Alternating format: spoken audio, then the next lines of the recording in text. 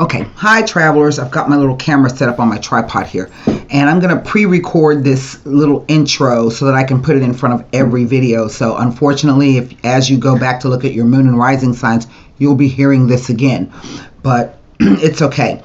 So I told you that for January there were going to be there's a new deck of cards and a new way that I'm going to be attempting to read the cards. The cards are the Fin de Siècle, okay, known as the Kippers, and it's not a new deck. Lots of people use them, okay. Supposedly they're like the Lenormands, only I find them to be completely different from the Lenormands, and just in my experience with them, and they, for me, are more like the La Vida Sibila cards. I've also discovered that there are a few things missing from the cards in terms of situations that could happen. There's cards that are missing that could refer or relate to some of those situations. And as we go further into the year and I continue to do more readings with them, you'll understand what I mean, because I'll talk to you about it. And so I, read the little book that came with it. Okay. And that's all well and good. Some of the stuff I didn't understand or I did not agree with. And so, you know me, I created my own little book, the Fin de Siècle. Now, before I talk to you about what I did with the book, I am quite sure there's going to be somebody out there who's going to come up underneath the video and be like, well, that's not how the cards are read, or that's not what the cards say, or that's not what the meanings are. And that's fine and good. I have a process of bonding with my cards, of imprinting with my cards, and I wrote about that in a little short article over on Substack about tarot hygiene. And so in imprinting with the cards, they were really talking to me a lot. And so I was able to go back in and write my own little book and add some extra interpretations into it in terms of how the cards spoke to me in combinations with other cards. And so that's what's contained in the book. All right. Now, the way the cards are going to be, here's the deck. Okay. And so they're almost like I find them completely different from the Lenormands, especially the French Lenormands, even the Dorndorf, the German Lenormands. They're completely different. I think these cards are a little bit more plain spoken. So in that regard, they behave a lot like the La Vida Sibila. I've been doing some practice pulls. I haven't necessarily had to use the Sibilas for clarification, but I may have to. That's not the fault of the cards. That would be me, the reader, not understanding what the cards are saying to me. So I will be using, perhaps, if need be, the La Vida Sibila for a bit of clarification. These are going to be shorter readings this year. It's going to be 1, 2, 3, 4, 5, 6, 7, 8, 9, maybe a 10 card spread, anywhere from 6 cards to 10 card spread in a pyramid shape with 3 additional cards off to the side. Those 3 cards additional off to the side will be dealt first face down, and then the rest of the cards will be dealt face up.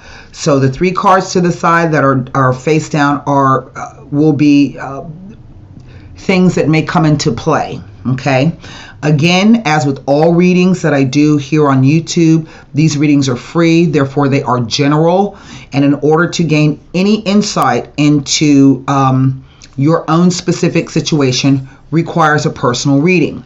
And the way that I do personal readings, how you book with me, you contact me by email, and I get your birth date and your sun sign and just your questions. I don't want to know the story. I don't need to know the story about what's going on with you. I just want to know what the questions are, and then I read for you.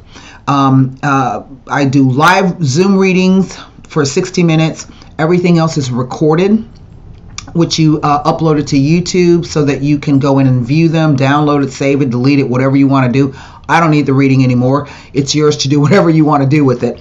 And so I always like to give that its general because I'm going to be reading for so many different people of sun, moon, and rising signs.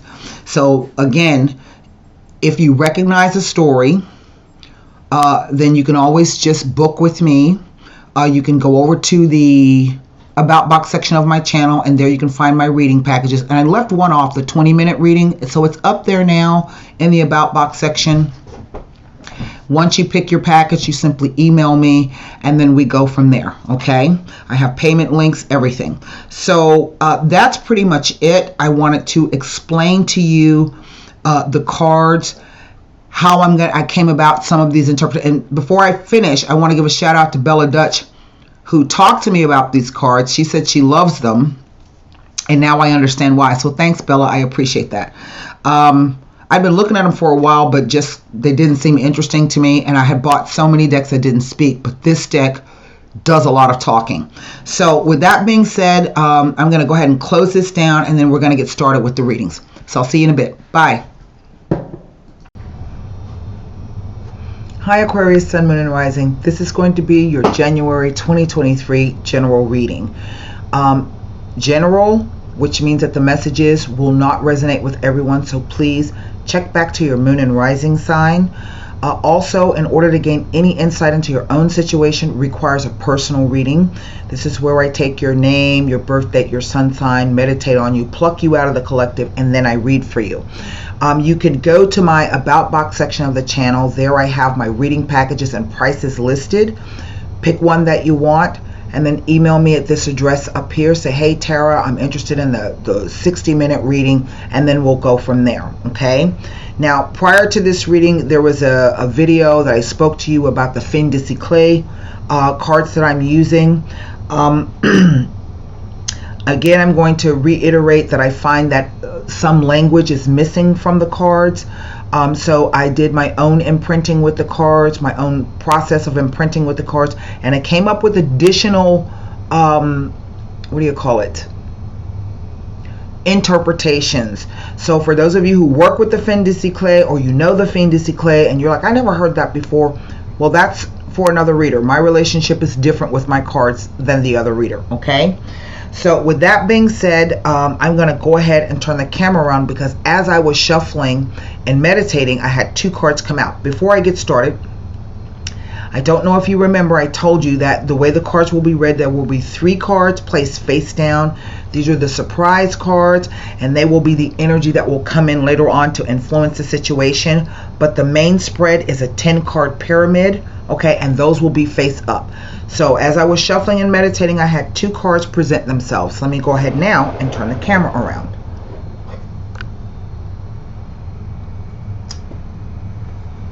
I don't know if you're going to be able to see that, so hang on one second. There we go. It's got a bit focus, better focus. So the 2 cards that came out were Unexpected Income, and then we're going to hold this one because that's our second one. And wait, let me go ahead and do another rifle and shuffle. And we're going to place down our 3 quote-unquote surprise cards.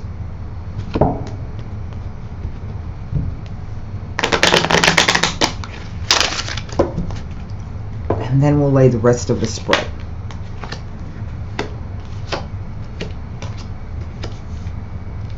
Okay. So we start with Unexpected Income. Let you take a look at that again. Okay. Message of concern.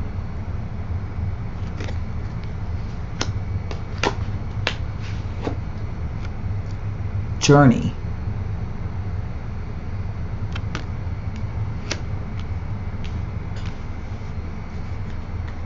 Next row.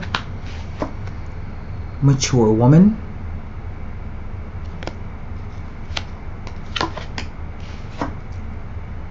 Occupation.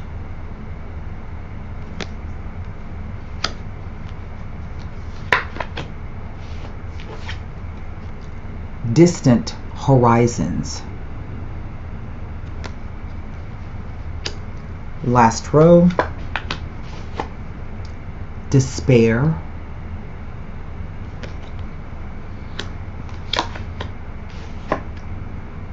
Change.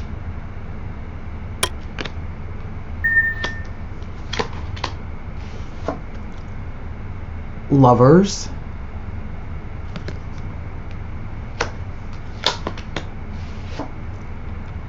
Privileged Lady.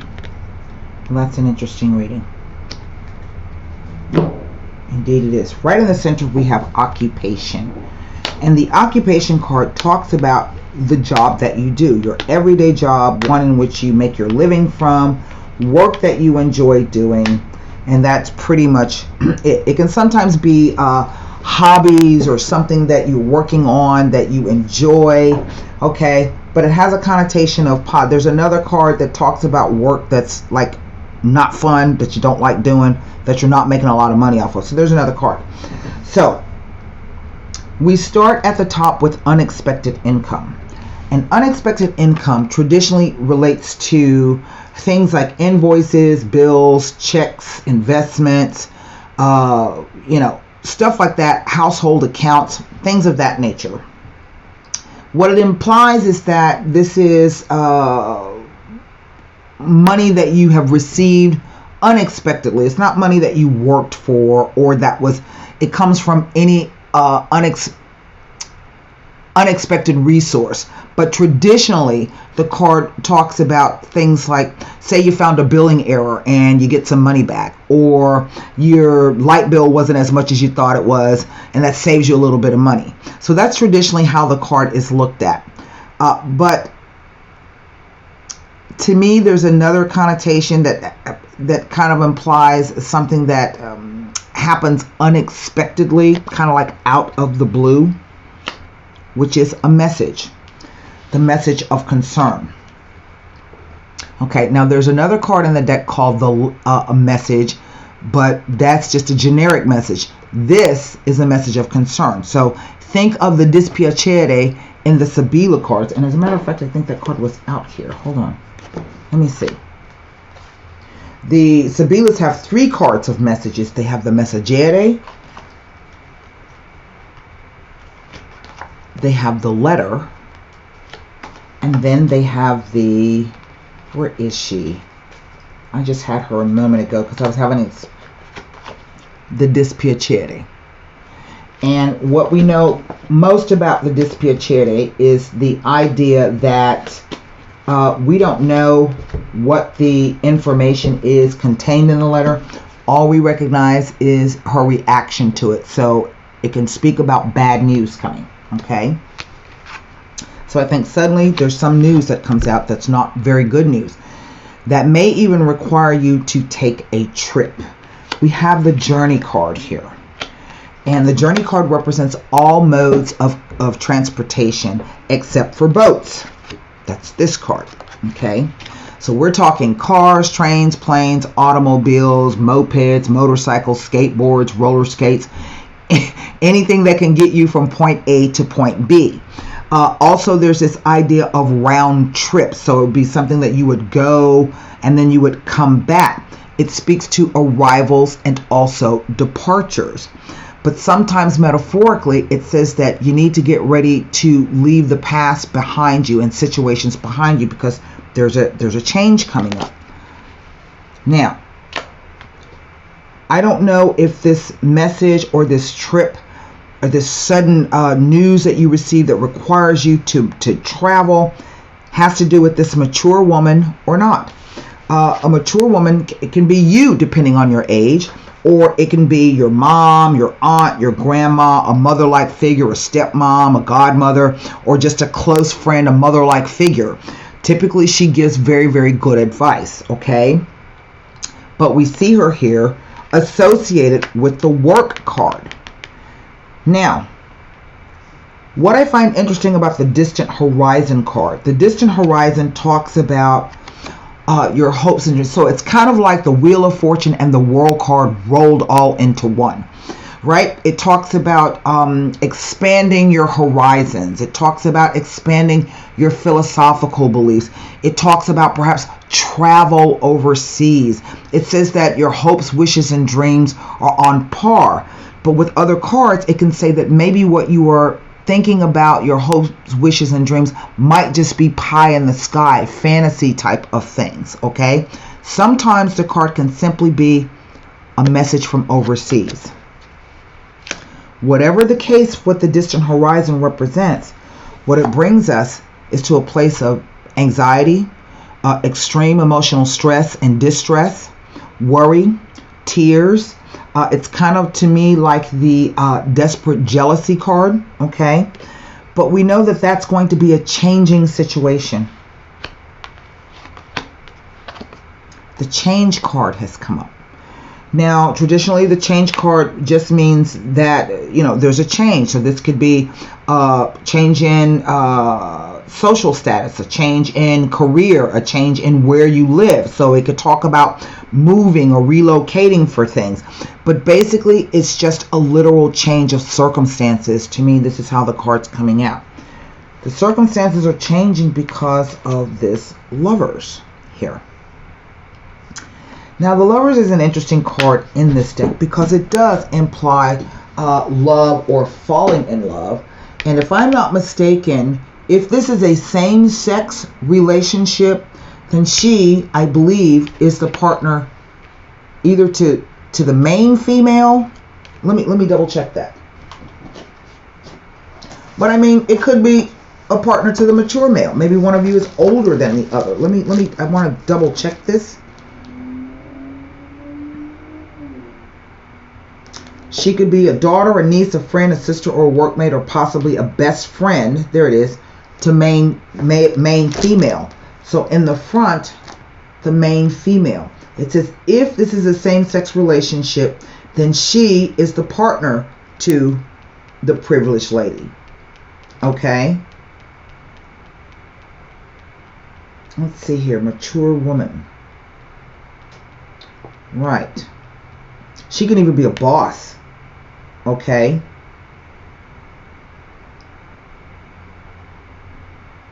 It says in heterosexual or same-sex relationships, she can represent the other woman, and infidelity, in which case card number 2, main female, will be the wife. But it doesn't give me that with this privileged lady. So the privileged lady is going to, basically, it's the characteristics of fun, creativity, luxury, the good life, and all good things. If it's a person, a daughter, a niece, a friend, a sister, a workmate, and possibly the best friend to the main female. But when not representing a person, it represents prosperity, luxuries, and wellness. It talks about a comfortable way of life. But it shows up here with the Lovers card. And the Lovers primarily indicates love or falling in love, but it can also indicate close friendships if near a person. In professional terms, it could either mean that it's a workplace affair or that you love your work. But sometimes the card can even signify the fact that your head and heart are in harmony with each other. It doesn't talk to me about whether or not there's someone here who is playing games or anything like that. So let me see what I can discover, because I think there's a combination of these two cards. Bear with me one second.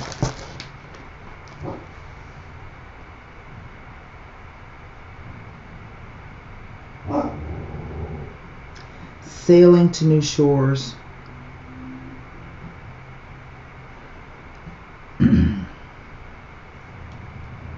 Traditionally, the placement, if the card is positive or hoped for, means that currently whatever is happening for you is just a vision, like a fantasy or a daydream, and instead it tells you to get out of your head and take more concrete steps. The timing here is usually the summertime or at night.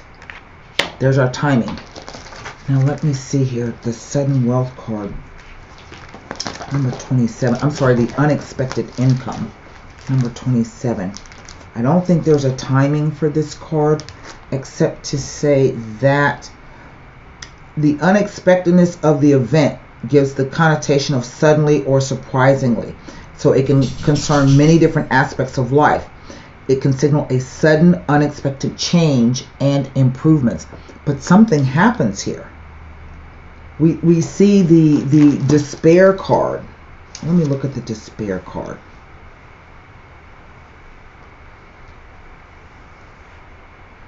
Right.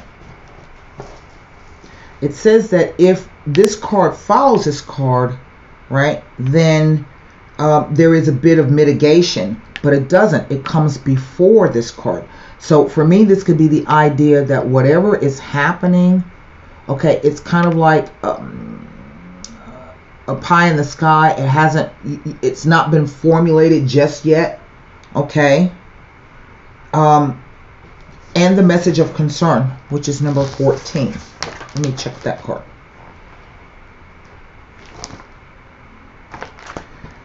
Right. It just simply says it counsels you to check your wishes, dreams, and goals to ask if they are realistic, and don't unduly disillusion yourself or disappoint yourself, because there'll also be an inconvenient truth coming out here.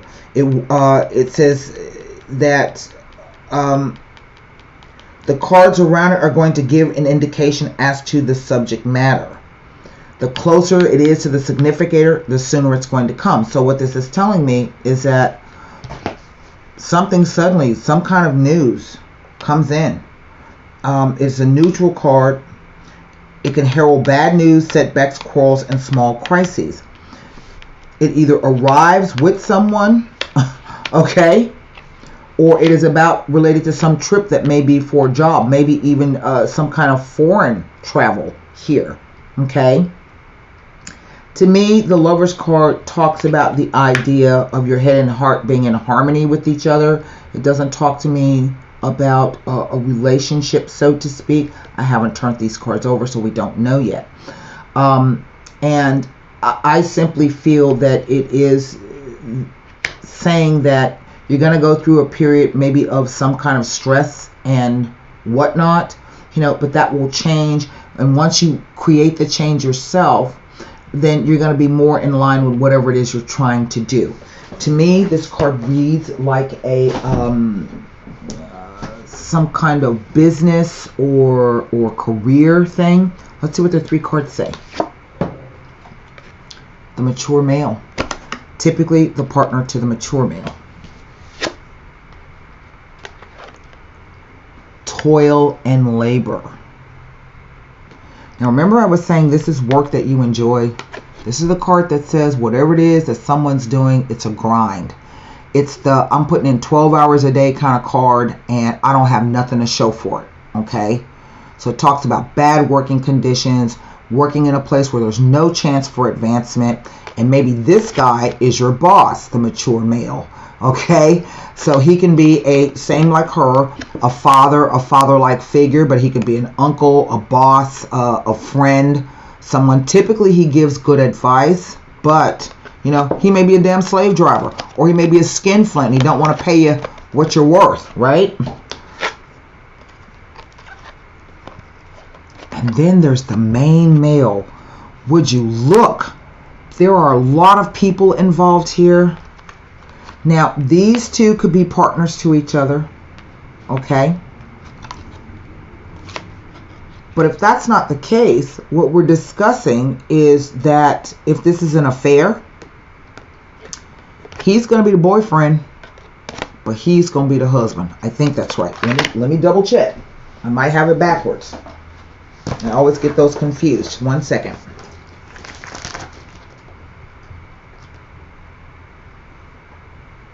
Right. It says, whether heterosexual or same-sex relationships, the mature male will represent the other man and imply infidelity, in which case, card number 1, the main male, will be the husband. But that's odd, because we know that in a heterosexual or same-sex relationships, the mature woman can be the other woman and imply infidelity. So I don't think necessarily that it's any of those things. I think this may be the husband. I think these may be parents or someone like parents, or maybe bosses that you work for. And this card is simply describing luxuries and a way of life. Okay? A change in a way of life. That is really how that plays to me. In terms of relationships with the toil and trouble, toil and labor, it represents things that are being done out of necessity. Okay?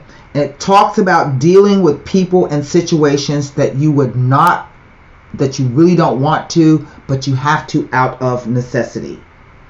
And that's really all the card speaks about. Okay? It doesn't talk about anything else. It doesn't even, in a sense, have an additional metaphorical meaning, except to say that it's something that you don't want to do that has to be done. Okay? Something needs to be dealt with. And I think that,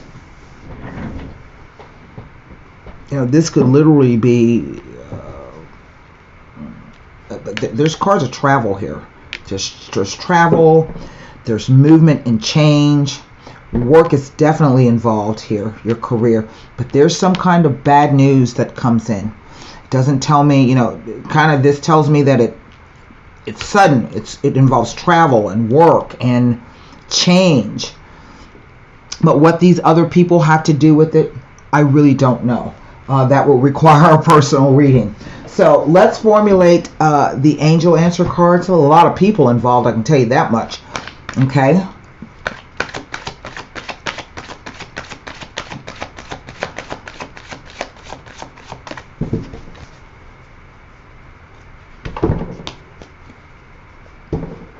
It's not a wedding.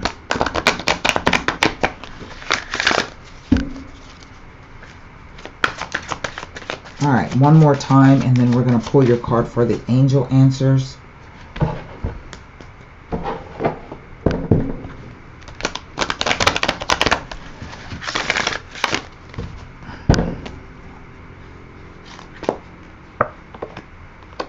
The card says recovery. Now that's an odd kind of because it has to do with the health connotation, this particular card. But this doesn't say to me that anybody's in bad health. I don't even think it's a health scare. I don't think it's that. There's a card for that in this deck. Okay.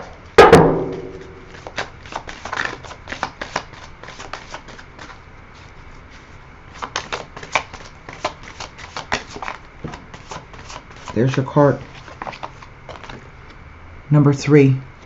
The Thorns. I think that's number 3. Yes. Okay. So the recovery card, which I think is a strange card to come out, but it may mean something to you or to someone out there. So let's just see. There is a period, and this is a period of recovery and healing.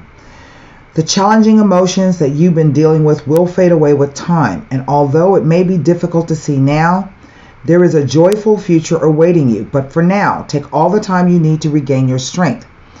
This card could also mean that your recovery is nearly finished or already complete, in which case, offer up words of gratitude and begin planning for the next phase of your life. Maybe that's what that's talking about. Maybe there's something that I missed. Okay. The Thorns, number 3. So, the Thorns say, the only certainty in our lives, in our earthly lives, is that they go on as a war. This card may be the harbinger of bad news or mourning or a simple difficulty that will cause pain. The wound will prick you like a thorn in your serenity or in your body. It's not saying it's the end all, the be all, or it's the death blow. It's not the 10 of Swords. Okay? It's not that. But it is something I think very important. And I think there will be a lot of change involved. There's a lot of movement here. So that is what I have for you, Aquarius, for January 2023. I do hope those messages help. Until next time, be well, stay safe, and namaste. Bye.